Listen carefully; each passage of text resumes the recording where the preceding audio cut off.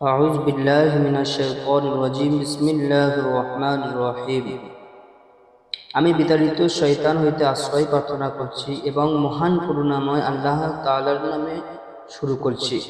সম্মানিত ভাইয়েরা, ইতিপূর্বে দেখেছেন আমি অক্ষরগুলো কেমনভাবে উচ্চারিত হয়, কেমনভাবে উচ্চারণ হয় আমি এগুলো দেখিয়েছিলাম। এখন আপনাদের সম্মুখে আমি তাফতি নাম্বার ধরে 1 নাম্বার 2 নাম্বার 3 নাম্বার এইরকম তাফতি ধরে পড়াবো। সম্মানিত ভাইয়েরা, আপনারা দৃষ্টি আকর্ষণ করুন।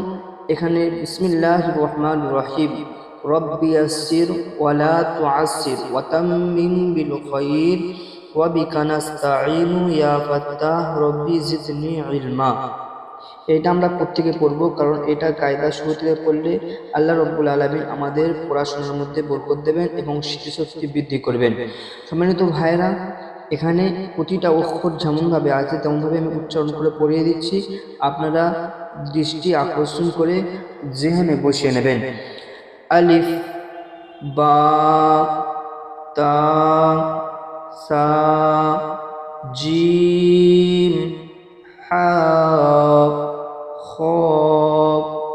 দাল, জাল, র, জা, সিন, শিন, صاد ضاد طاء ظاء عين غين فاء قاف كاف لام ميم نون واو হা হামজা ইয়া ইয়া।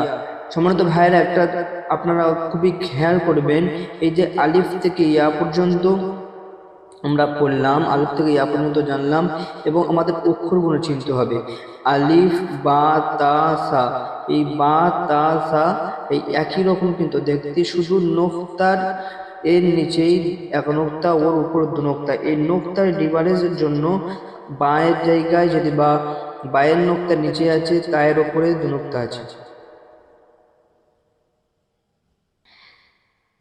দেখেন, আলিফ থেকে ইয়া পর্যন্ত যতটা অক্ষর আছে, প্রতিটা অক্ষরের সঙ্গে কিছু কিছু অক্ষরের সাথে কিছু কিছু অক্ষরের মিল আছে এবং অক্ষরগুলো আমরা বুঝবো কেমন করে, এইটা হা, এটা খ, এইটা বা, এটা তা, আমরা কেমন কেমন করে বুঝবো?